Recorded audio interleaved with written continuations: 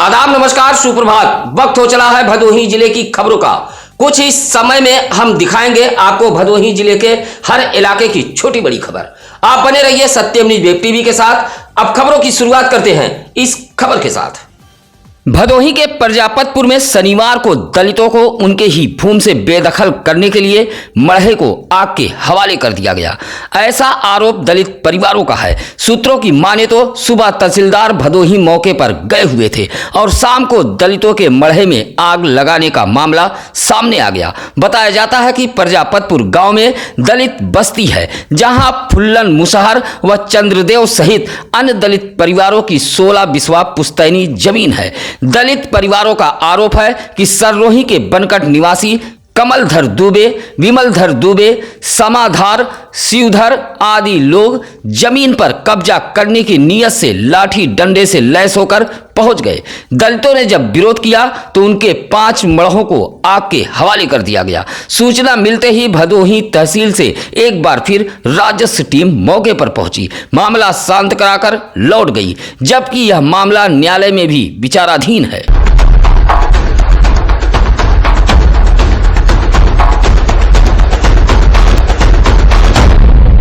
SDM Ashwani Kumar Pandey के निर्देश पर नायब तहसीलदार भदोही नितिन सिंह, लेखपाल सिद्धनाथ, राजस्व निरीक्षक जितेंद्र श्रीवास्तव की सूझबूझ से भदोही शहर के सररोही से सटे प्रजापतपुर के दलित बस्ती में बड़ी घटना होते होते टल गई है। दलितों की विवादित भूमि पर कब्जे को लेकर दलितों के 5 मड़हे को आग के हवाले कर दिया गया। प्रजापतपुर दलित बस्ती के लोग सहमे हुए हैं। मड़हे में आग लगाए जाने से दलितों का गृहस्थी का सामान जलकर खाक हो गया है। हालांकि इस संबंध में दूसरे पक्ष के लोगों का कोई भी बयान मीडिया के पास नहीं आया। दूसरा पक्ष मौके से भाग खड़ा हुआ। बारातियों से भरी एक कार अनियंत्रित होकर पेड़ से टकराते हुए सड़क किनारे पलट गई। कार में सवार कुल 9 बाराती घायल हुए हैं, जिसमें कुछ की हालत गंभीर बनी हुई है। हादसा जंगीगंज धनतुलसी मार्ग केवटाही गांव के पास का है। बताया जाता है कि कोयरौना इलाके के कलिक मवैया धनतुलसी गांव से श्याम नारायण चौबे के पुत्र ब्रिजेश चौबे की बारात मिर्जापुर जिले के बेदौली गांव जा रही थी, जिसमें श्याम नारायण का परिवार कार में सवार था। बताया जाता है कि चालक नशे में था। जैसे ही कार केवटाही गांव के समीप पहुंची, तभी एक साइकिल सवार सामने आ गया और कार चालक नियंत्रण खो बैठा। पेड़ से टकराते हुए कार सड़क किनारे पलट गई। कार पलटते ही चीख पुकार मच गई। आसपास के लोगों ने कार में फंसे बारातियों को बाहर निकाला। इस हादसे में निशा चौबे, खुशबू देवी, अभिषेक चौबे, पिंकी देवी, रागनी, प्रीति चौबे, सावित्री देवी, आरती पूजा सहित कुल 9 लोग घायल हो गए। सभी घायलों को जिला अस्पताल ज्ञानपुर लाया गया, जिसमें कुछ की हालत गंभीर होने पर वाराणसी ट्रामा सेंटर के लिए रेफर कर दिया गया। भदोही शहर कोतवाली इलाके के डुडवा कुकरौठी के सेवापुर निवासी पप्पू गिरी नामक 28 वर्षीय युवक के परिवार वालों के लिए जीवन दायिनी एम्बुलेंस के कर्मी दूत बन गए। बताया जाता है कि पति पत्नी के बीच कहासुनी के बाद ईंट भट्ठा पर काम करने वाला पप्पू गिरी कमरे का दरवाजा बंद कर रस्सी के सहारे हो गया और अचेत हो गया। समय रहते परिजन यह माजरा देख लिए थे। दरवाजा तोड़कर पप्पू गिरी को उतारा गया और एम्बुलेंस को सूचना दी गई। मौके पर पहुंचे एम्बुलेंस कर्मी मेडिकल टेक्नीशियन रजनीश कुमार व चालक छन्नू लाल एम्बुलेंस में मौजूद ऑक्सीजन सहित अन्य उपकरणों से उसे बचाने का प्रयास करते हुए अस्पताल लेकर निकल पड़े। एमबीएस पहुंचने के बाद डॉक्टरों ने इलाज कर पप्पू गिरी की जान बचा ली। हर तरफ एम्बुलेंस चालक व एमटी की सराहना हो रही है। यूपी बोर्ड की हाई स्कूल व इंटर परीक्षा की उत्तर पुस्तिकाओं की जांच शनिवार से शुरू कर दी गई है। इसके लिए 2 केंद्र बनाए गए हैं, विभूति नारायण राजकीय इंटर कॉलेज ज्ञानपुर व नेशनल इंटर कॉलेज भदोही। उत्तर पुस्तिकाओं के मूल्यांकन कार्य में पारदर्शिता बनी रहे, इसके लिए केंद्रों पर सीसीटीवी कैमरे लगाए गए हैं। यह मूल्यांकन कार्य 23 अप्रैल से शुरू हो गया है, जो 2 मई तक चलेगा। सत्यम न्यूज के खबर का एक बार फिर बड़ा असर हुआ है। इसे कहते हैं खबर का असर। भदोही जिले का अल्पसंख्यक कल्याण अधिकारी विनोद कुमार जायसवाल निलंबित हो गया है। इस अधिकारी पर भदोही जिले में नियम विरुद्ध मदरसे को संचालित कराए जाने का आरोप है। आपको बता दें कि सत्यम न्यूज ने ज्ञानपुर के एक मदरसे की मनमानी व नियुक्ति में गड़बड़ी को लेकर खबर चलाई थी और इस पूरे मामले को अल्पसंख्यक कल्याण मंत्री धर्मपाल सिंह को अवगत कराया था, जहां मंत्री ने तत्काल प्रभाव से भदोही जिले के अल्पसंख्यक कल्याण अधिकारी विनोद कुमार जायसवाल को निलंबित कर दिया है। योगी राज में भ्रष्टाचारियों व मनमानी करने वालों का यही हाल होगा। भदोही जिले में एक बार फिर संक्रमण पांव पसारने लगा है। शनिवार को स्वास्थ्य विभाग द्वारा दी गई जानकारी के मुताबिक 6 संक्रमित मरीज मिले हैं। सभी मरीज सुरियामा व मोढ़ इलाके के बताए गए हैं। इसमें महिला सहित 9 वर्ष का एक बच्चा भी शामिल है। शनिवार को RT-PCR की रिपोर्ट में 6 संक्रमित पाए गए हैं। एक बार फिर जिले में संक्रमितों के मिलने से स्वास्थ्य विभाग में हड़कंप मचा हुआ है। साथ ही भदोही जिले के केंद्रों पर भी वैक्सीनेशन के लिए लोगों की भीड़ पहुंच रही है। पुलिस अधीक्षक डॉक्टर अनिल कुमार के निर्देश पर अपराध एवं अपराधियों के खिलाफ चलाए जा रहे अभियान के तहत औराई कोतवाली पुलिस व जिले की क्राइम ब्रांच टीम को बड़ी सफलता हाथ लगी है। पुलिस ने 24 किलो 512 ग्राम नाजायज गांजा, 3,30,500 रुपया नगद सहित शस्त्र बरामद किया है। अवैध गांजा कारोबारी सभी औराई के इटवा निवासी बताए गए हैं, जिसमें सुनील दुबे, अनिल दुबे, आशीष दुबे पुत्र स्वर्गीय तारा शंकर दुबे व जयशंकर दुबे पुत्र आसाराम दुबे को गिरफ्तार किया गया है।